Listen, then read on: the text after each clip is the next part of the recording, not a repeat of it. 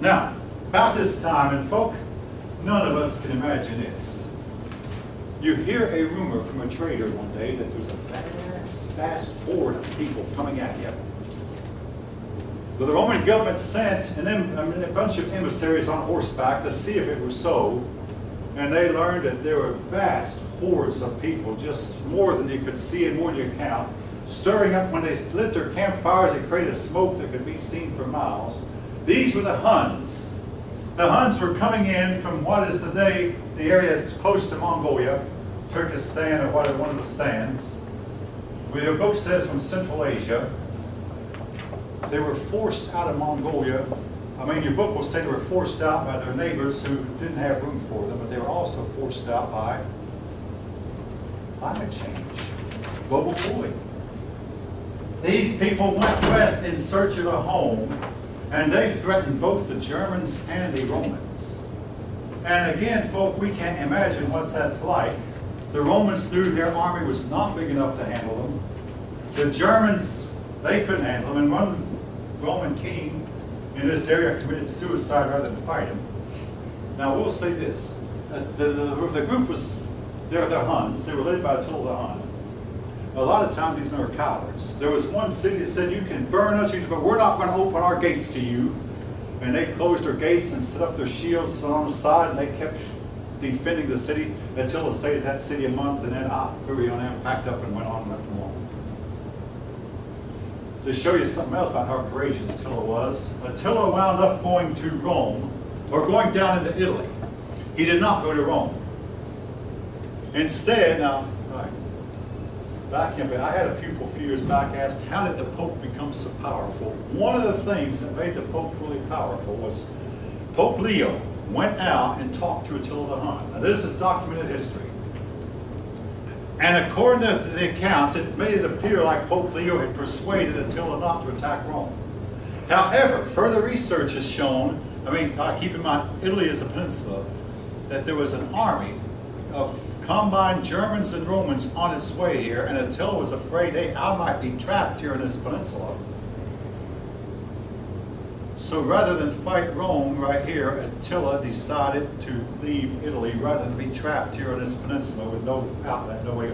The Huns were not a seagoing people, did not have any ships, did not have a navy. Now, this is one account, folk, I don't believe, but I'll tell it anyway. The story goes when Pope Leo went out to talk to Attila, St. Peter and St. Paul appeared with flaming swords, which they waved at the trembling Attila and said, we're going to burn you alive if you don't do what the Pope says.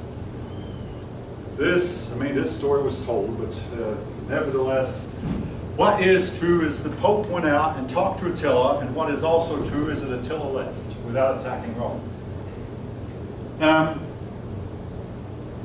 Attila then went on.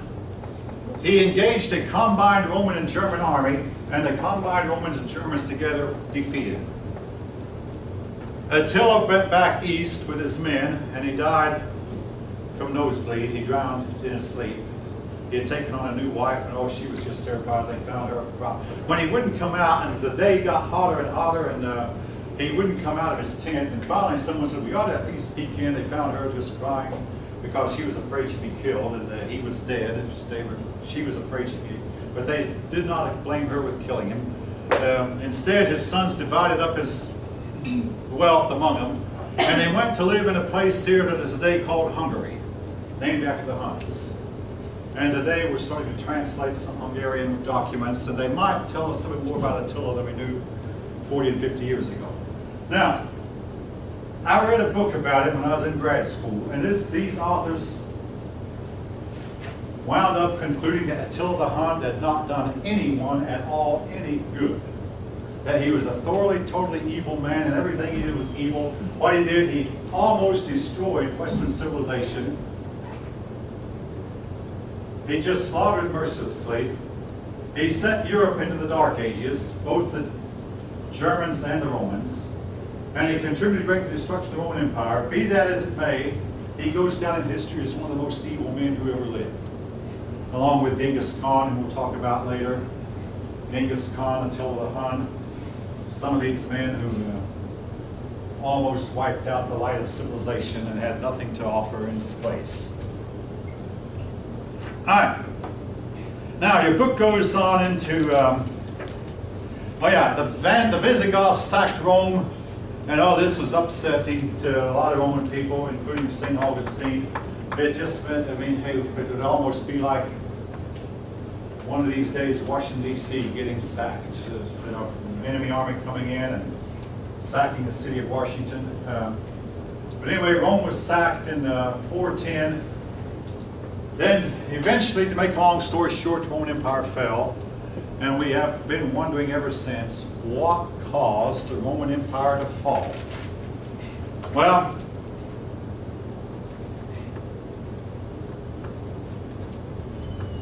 at the beginning in the 1700s, when we finally realized the Roman Empire was gone and there was no more. I mean, didn't they know it was gone? No, they didn't. I mean, folk, imagine, we look at go 500 years in the future and look at a history book, and when they say the American government ended in 1932, the year that we elected Franklin Delano Roosevelt president. Well, we're still in existence. The Roman people thought they were still in existence even after 476. Now, the traditional date of the fall of Rome is 476. But anyone living there would have thought, hey, there's nothing different. All that happened in 476 was a German chief told the Roman emperor, who was an 11-year-old boy named Romulus Augustus, take off your crown, get off your throne, and give me your bracelet and your reins and your diadem, your scepter. He sent them all to Constantine, saying these things aren't needed here in Rome anymore. That was all that happened. The people living here noticed no difference, and the Catholic Church was, with all due respect to the Catholic Church, they were to spend the next 1,000 years trying to revive the Roman Empire. In fact, they went so far in 800, they crowned a Frenchman named Charlemagne, Roman Emperor. Then they started crowning Roman emperors one after another. They called it Holy Roman Empire. And the Holy Roman Empire was to last till 1802, when Napoleon finally abolished the title. They did not know the empire was dead. But now that we finally know it was dead, we finally have to figure out, okay, why did it die? The first reason given, your authors give, is that it was the influence of Christianity.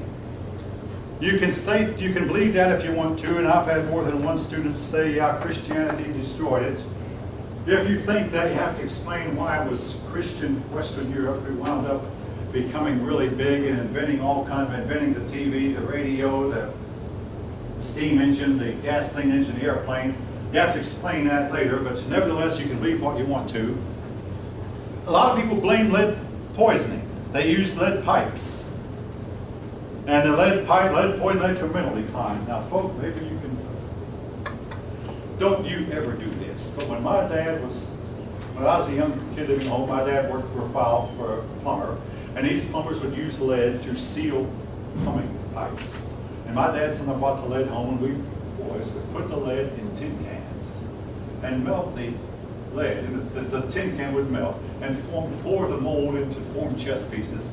Now, whatever you do, don't you do this. You can melt lead, by the way, on a ordinary gas, even electric stove. Put it in a tin can and pour some lead in, it'll melt. Don't do it. The vapors can lead to lead poisoning, and it might take you many, many years to recover. We didn't get it. Don't ask me why. We didn't know it. And one time I played with some mercury, and I put the mercury, as far as I know, that mercury is still there. It's been 50 years. But later on, hey, play with mercury is dangerous. But I did it when I was a kid. I mean, that's liquid metal. And I've proved you have to conduct electricity. It's a metal. Don't do it. Maybe you can tell that I used to do that stuff. But anyway. All right. All right. Anyway, they said the lead pipe, the plagues, they blame it on slavery. Slavery, I mean, hey, Cyrus McCormick invented a reaper because he had to cut his father's wheat field. Now, if he'd had slaves do that, he would never have invented a reaper. But he had to cut it himself, so he decided, hey, maybe I can make a machine that can do this better than I can. So, but anyway, the lack of, slavery has been blamed. The bad family life, the breakup of the family, breakdown of the family, breakup of relationships. The people didn't trust each other. The men and women didn't like each other. All this. What you can prove, though, one thing your book says is clear. There was a shortage of manpower. With a shortage of manpower, the army was not big enough to fight off the Huns and the Germans. So the Germans, particularly the Huns, wound up settling in the region of Hungary. The Germans wound up moving in and just taking over and decimating and ultimately destroying Roman civilization. Why was the population loss? Again, I think it was because their men and women did not like each other. Their women did not, well, the authors of this book doesn't say it, but the other earlier books did. The women became very corrupt at one point, and all they were interested in was parties, drinking, and dressing provocatively, and hardly anything else. Anyway, their women corrupted themselves, and so on and so forth. Again, to give you some idea of the moral fiber, herpes was a big problem, and Caesar Augustus tried to check it by outlawing adultery and outlawing sexual immorality as much as it could be outlawed, but it remained a big problem for several hundred years, and in modern times has made a big comeback. All right, now, next 2 days, well actually I only have 1 day, we're going to spend talking about the rise of Christianity and China. Now don't forget, the next test will include, this is the only world history book I've seen that includes China in the same chapter with Rome, but they want you to compare the two civilizations. So there will be about 4 or 5 questions, maybe 6, on China. Now, I've already mentioned the Silk Road, the Han Dynasty, but again, we'll start with, on Wednesday, with the rise of Christianity, development of Christianity, its origins and how it spread, how it got to the top, how it triumphed, and then what was going on in China about the same time. All right.